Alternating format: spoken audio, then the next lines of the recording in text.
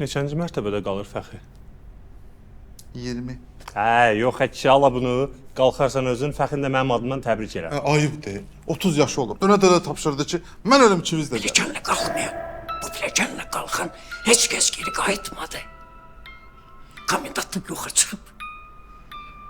Lift ustasını qaçıb ölkədən. Gedin bu binadan.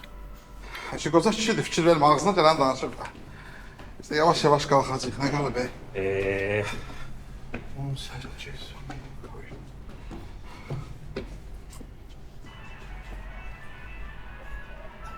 Nasıl yavrum? Ay hoş gelmişsiniz. Salam aleyküm, salam. Buyurun salam aleyküm. Buyurun geçin qonağımız olun. Arvad çay koy. Ehtiyac yoxdur, gedir.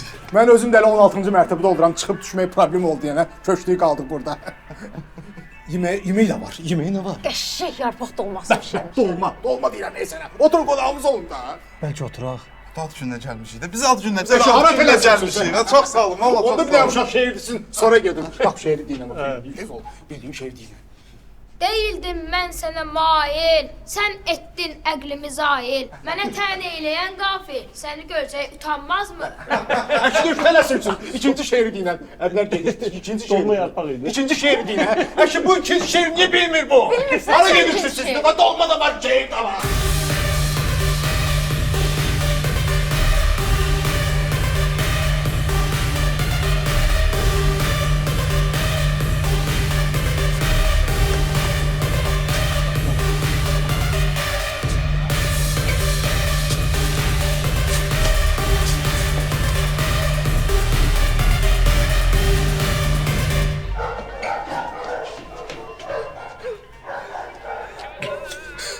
Neçədir?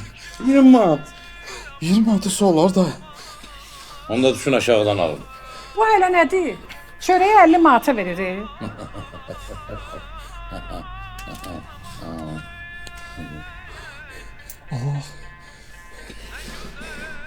Yaxşı ki gəldiniz. Əlavə adama ehtiyacımız var idi. Xuliqanlar yuxarı mərtəbəni nəzarətə götürün. Düşüb qalxan hamıdan haqq istəyirlər. Bizlə bu döyüşdə varsınız. Varıq. Onda 14-cü mərtəbə uğrunda irəli! Silah verin! Silah verin! Fuat, mən gedə bilməyəcəm. Məni burax get. Faxrın adımdan təbrik eləyərsən. Yox. Bura qədər gəlmişik. Az qalır. Həyat yoldaşıma deyərsən ki, onu həmişə çox sevmişəm. Özün deyəcəksən. Mən səni burada tək qoymayacağam. Get deyirəm sənə! Mən sənə mane olacağam! Zəifəm mən! Burada qalmağa layiqəm! Get deyirəm sənə!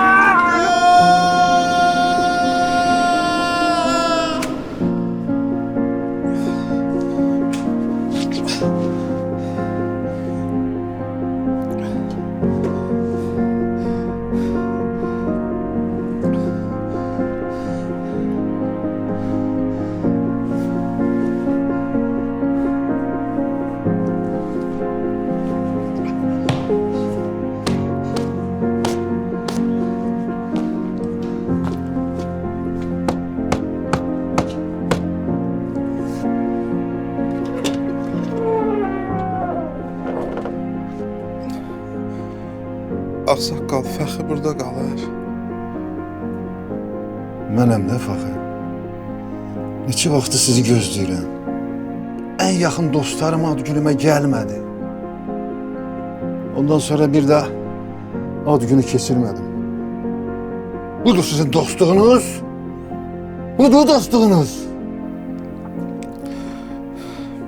Bizim də başımıza gəlməyən qalmadı. Əlini 17-ci mərtəbədə itirdim. Niyə heç kəs bu lifti düzəltmir? Niyə?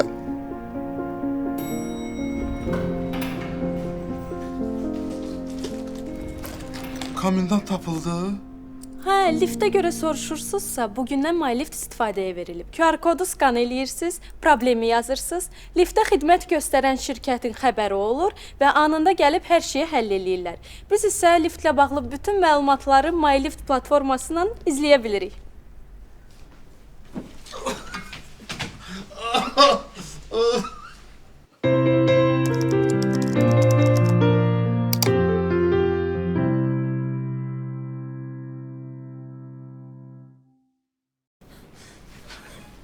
Qonşu, su 20 qəpik. Sen de daha yığıştır şeye çöl kalk eve.